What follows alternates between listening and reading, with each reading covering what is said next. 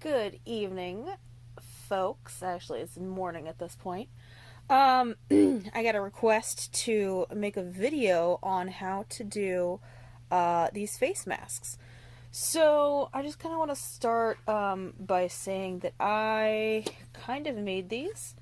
I found this pattern online, and you're able to print it through Cricut. Cricut right now, if you go on their main page, let me set this down.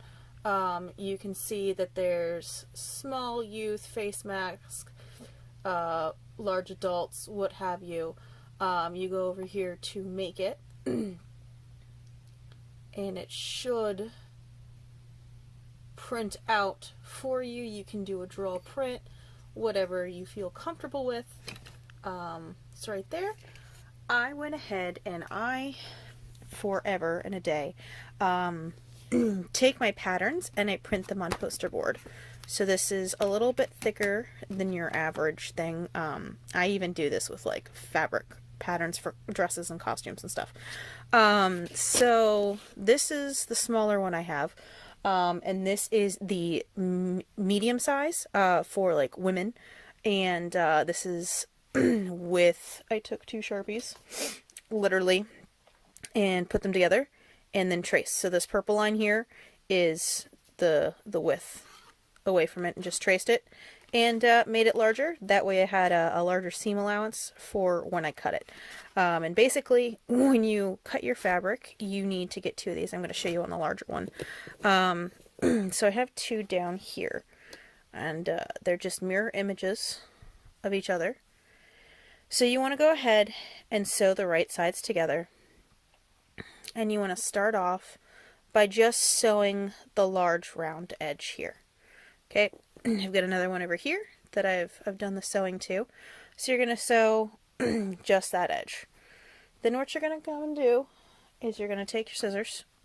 These are my leather snips, so forgive me. I know it says leather. And you're going to cut little tiny triangles out of your roundish area. Now, why do we do this? This will allow a better curve in your face mask, and it'll sit a little more flush. So if you see that, I've got these little darts cut out of my mask. So then what we do is I'm going to go ahead and sew this guy for you. I'm going to have to move the camera a bit because for whatever reason it zooms in like it's awesome. It's not really awesome. So yes, I sew on the floor. I'm a little weirdo, but it's okay. So I'm just going to go with my straight stitch with the fabric right here on the edge of my presser foot. And I'm going to start. I'm going to do a little back stitch there. And you're just going to kind of go around. Does it have to be perfect? No.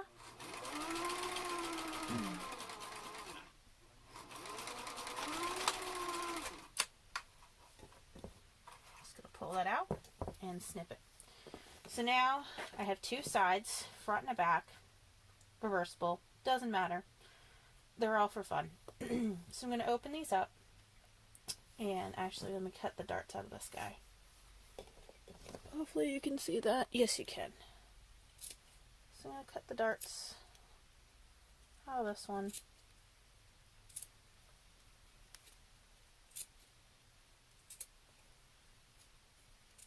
We're just going to step by step make it with you guys. Because even if you're not giving these away, you're just using them for home use, this is still going to be totally viable. Alright, so open them up and take the bottom. So the bottom is your flat surface right here. So you've got your curved edge, you get a flat surface. So that's what you're going to do. Turn it upside down and open it up. And you're going to put the other side together. Now, I'm going to show you another little trick that I learned quilting. So when you start to do this, you're going to try and do what's called matching up the seams. And you want to be able to roll your finger over it. So the extra that you've sewn goes one way, and then on the other side it goes in the opposite direction, right? And that is so you have a perfect seamed corner when you turn it around eventually. And I always pin both sides of these. I have a little extra long pins because I was working on a different project. That's alright. You can use whatever length pins that you have at home. And I pin the corners. And then I pin this corner. And you just match it up. If you're a little off, just match it up. If you need to add more along the middle here, you're more than welcome to. And now you're just only going to stitch this end for the time being. I back stitch everything because I'm crazy.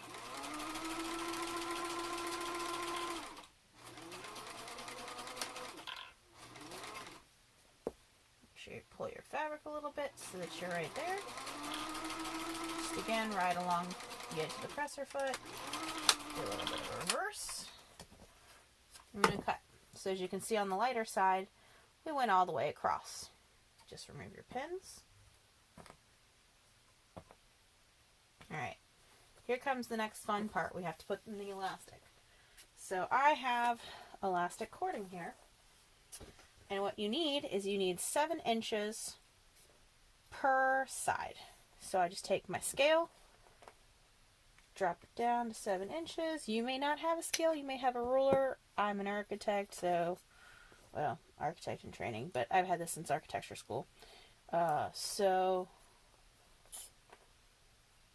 we'll just get 2 of these. They're actually still kind of useful in everyday life.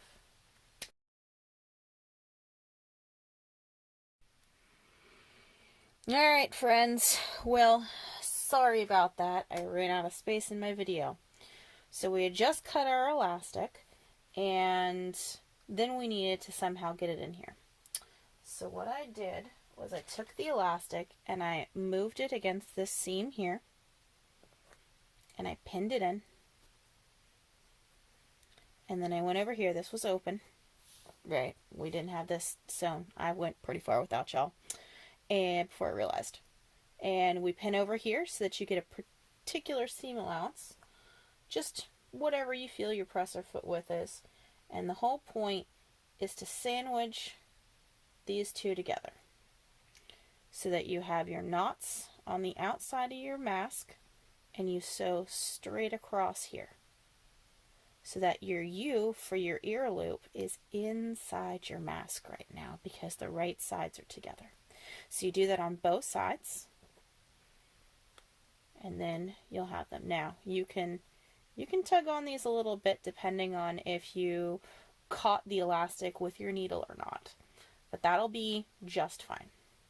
So then you have a whole pocket and you're going to want to sew underneath where your eye would go, just to about where you would imagine your nostril being.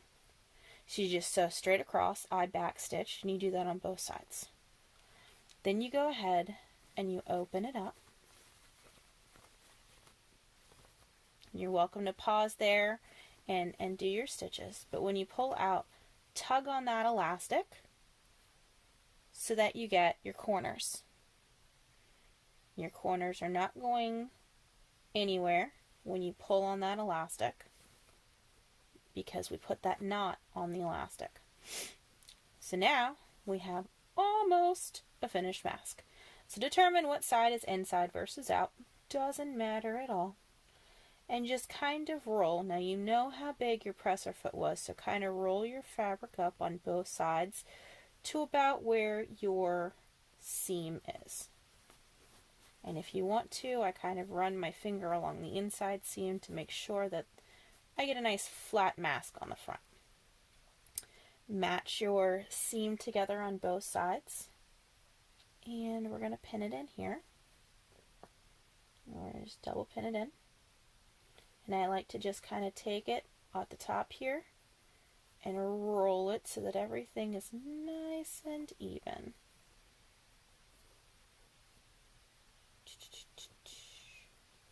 you just kind of finagle with the fabric.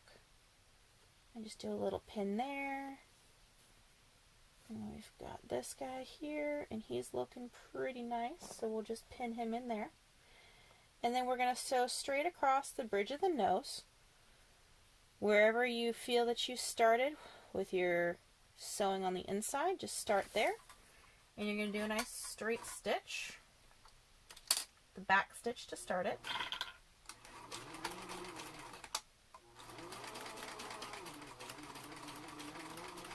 And if it gets stuck, just kind of do a little tug at the back, because it's a lot of bulk to go through right now, and the machine's having a time. My machine is also the age of the dinosaurs, but keeps running.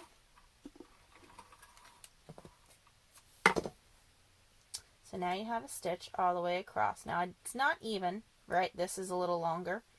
That's okay. If you want to make it perfect, A-okay with me. So now we basically have a mask. But one thing is you can still pinch this and open it up so it's a little pillow. That's kind of funny and it looks weird. So whatever's the front of your mask, take it and pop it inside, right? So that it's concave instead of convex on your face. And we're just going to do a stitch and try to follow the seam that is there. So I'm going to start out a little past, and I'm going to back stitch. And you can do it to the side of the seam. You can ride the seam if you'd like. Stitch in the ditch is what it's called in the quilting world.